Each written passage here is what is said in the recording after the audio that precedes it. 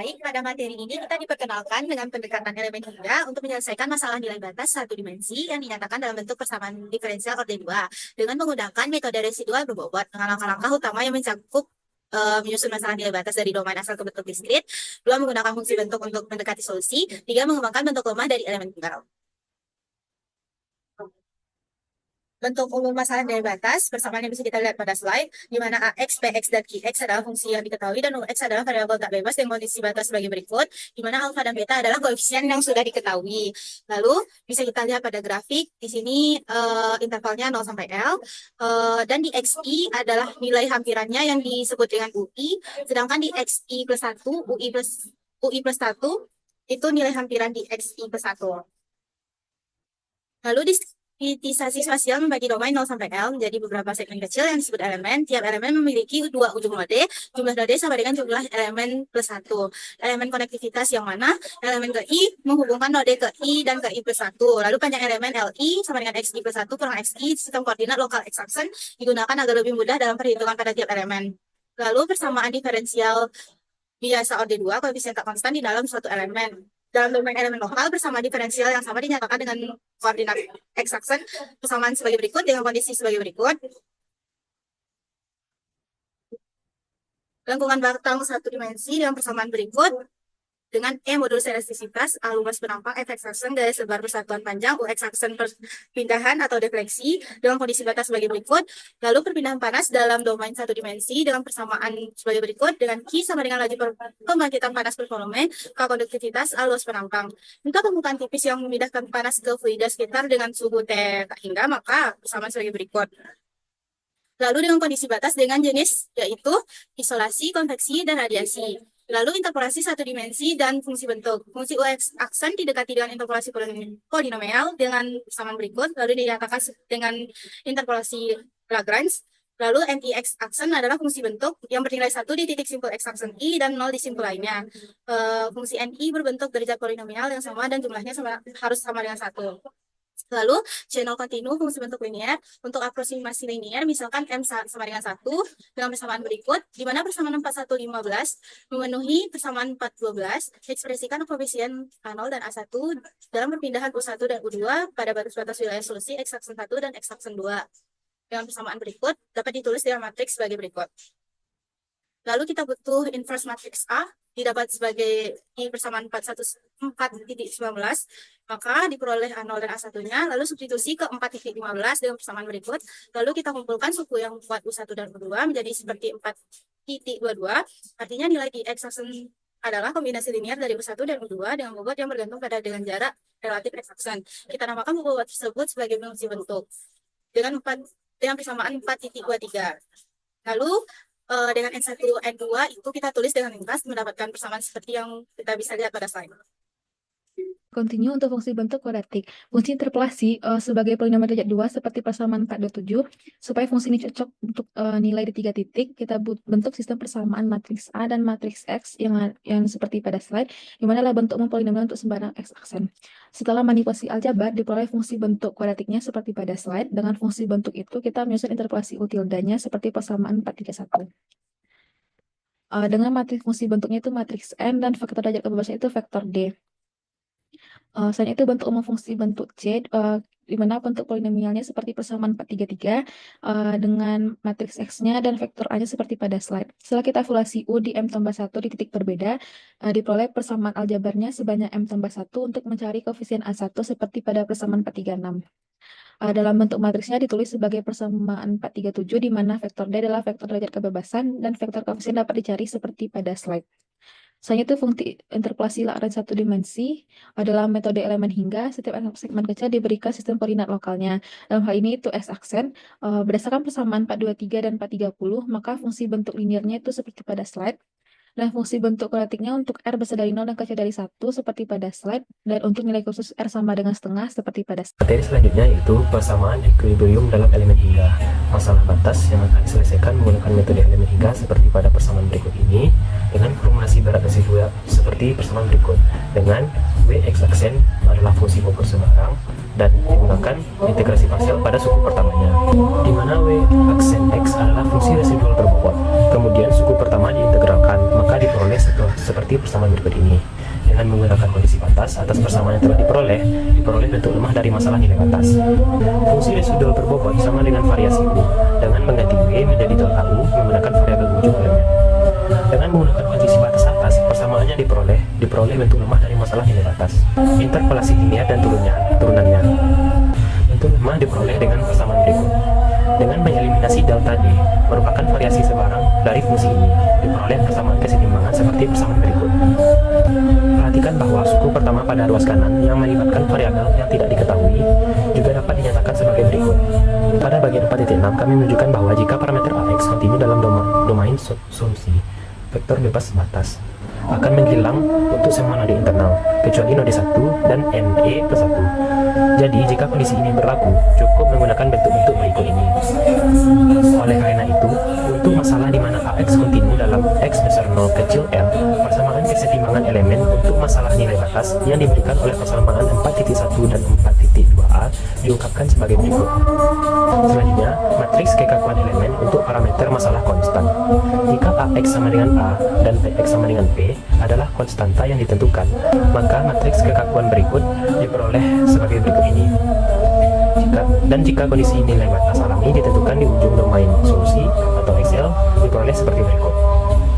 Demikian pula jika Qx sama dengan Q konstan, maka vektor pemuatan konsisten berikut ditemukan. Secara umum, elemen yang tidak memiliki node pada batasnya atau disebut juga elemen interval, vektor pemuat batasnya menjadi sebagai berikut. Untuk elemen batas, vektor bermuatan batas menjadi seperti persamaan berikut ini. Selanjutnya, matriks kekakuan elemen untuk parameter masalah yang bervariasi secara linear A, P, dan Q. Metode elemen hingga memungkinkan sekelompok fungsi yang luas untuk variabel masalah A, P, dan Q. Variasi tersebut dapat didekati dengan mengembangkan tipe elemen untuk memungkinkan A, P, dan Q bervariasi secara linear sepanjang-panjangnya. Demikian pula, vektor pemuatan yang konsisten ditemukan sebagai berikut. Presentasikan masalah nilai batas asli dalam domain solusi X besar dari 0 kecil dari L, maka solusi harus kontinu di variabel tak bebas U dan gradiennya du per dx. Misalkan perhatikan node ke I tambah 1 yang terhubung ke elemen I di kiri dan elemen I tambah 1 di kanan. Berikut adalah kontinuitas variabel tak bebas dan kontinuitas gradien seperti pada slide.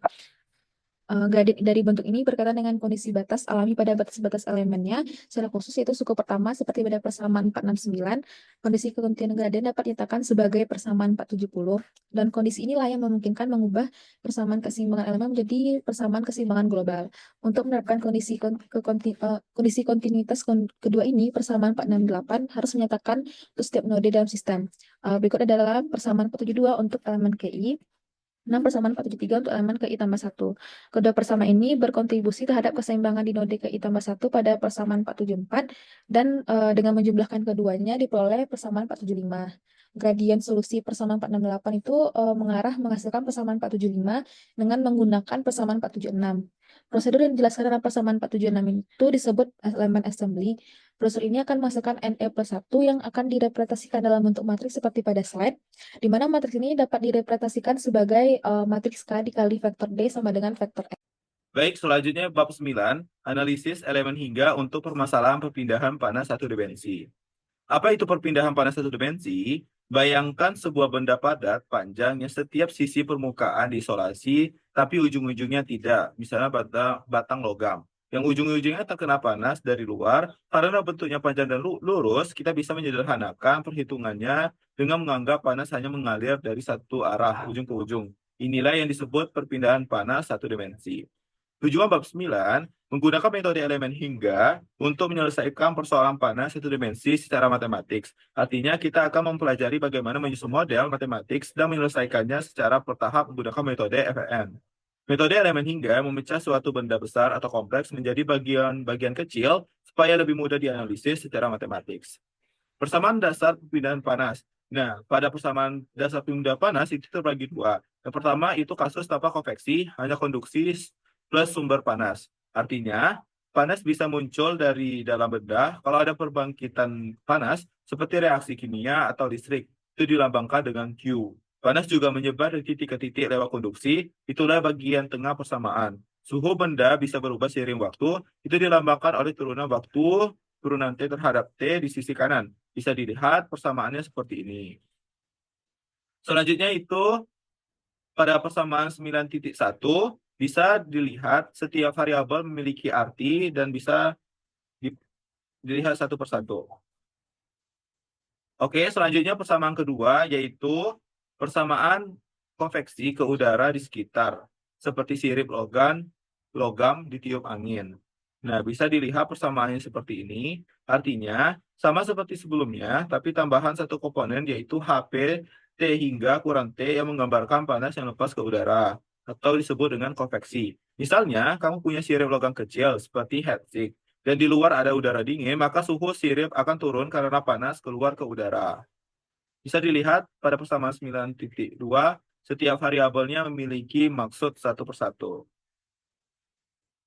Oke, selanjutnya, syarat batas untuk perpindahan panas satu dimensi. Apa itu syarat batas? Bayangin kamu lagi masak air di panci. Suhu di bagian bawah panci, pasti benda yang kena api, pasti benda dengan suhu di permukaan air.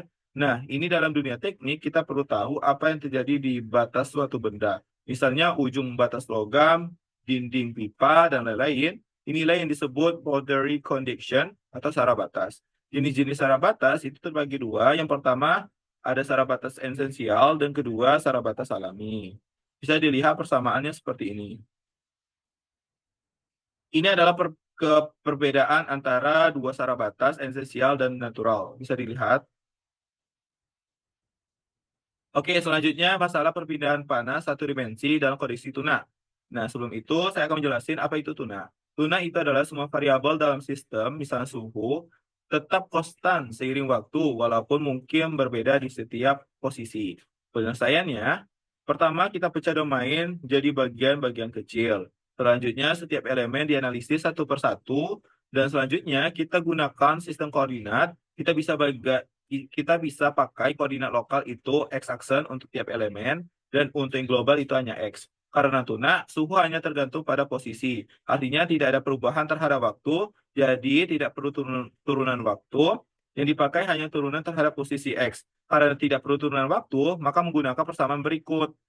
Bisa dilihat persamaannya. Selanjutnya, kita melihat kondisi batas atau disebut boundary connection. Dan yang terakhir, kita gabungkan semuanya. Metode elemen hingga pada perpindahan panas satu dimensi. Bentuk metode elemen hingga pada perpindahan panas konduksi satu dimensi sebagai berikut. Persamaan di atas dapat ditulis dalam bentuk yang lebih sederhana, di mana K adalah matriks kekakuan global, R adalah vektor beban panas global, dan dt adalah vektor temperatur node. Nah, perhitungan matriks elemen hingga ada konduktivitas, konveksi di permukaan, konveksi di X sama dengan 0, dan konveksi di X sama dengan L. Persamaan kesetimbangan elemen. Persamaan kesetimbangan elemen pada perpindahan panas diberikan oleh persamaan berikut, beserta kondisi batasnya. Persamaan kesetimbangan elemen pada konduksi, dan ada pula pada konduksi, disertai konveksi. Nilai alfa dan beta ditentukan oleh kondisi batas, yaitu ada perpindahan panas di X sama dengan 0 dan X sama dengan L. Yang kedua ada perpindahan panas konveksi. Nah, kondisi batas yaitu ada dua, kondisi batas alami dan kondisi batas esensial. Esensial ini sudah ditetapkan atau diberikan. Nah, masuk contoh soal. Di sini ada batang yang terdapat konduksi dan konveksi serta konveksi di permukaan. Akan dihitung temperatur pada X sama dengan 0, X sama dengan L per 3, X sama dengan 2L per 3, dan X sama dengan L. Di sini diketahui kondisi batasnya, ada matriks konduksi, matriks konveksi di permukaan, dan matriks konveksi batas. Selanjutnya ada vektor panas internal, vektor konveksi batas. Akan dicari untuk masing-masing elemen, yaitu elemen 1 dan 2, elemen 3. Selanjutnya elemen 1 dan 3 digabungkan atau dirakitkan menjadi matriks seperti pada layar. Dengan menggunakan metode manipulasi baris dan kolom didapatkan sebagai berikut. Nah, didapatkan sistem persamaan linear. Sistem persamaan linear ini dapat digunakan metode substitusi, diperoleh solusi sebagai berikut, yaitu T2 sama dengan 98,7197, T3 sama dengan 97,4437, T4 sama dengan 96,1720. Sekian presentasi dari kelompok 6, semoga paparan materi tadi dapat bermanfaat bagi kita semua.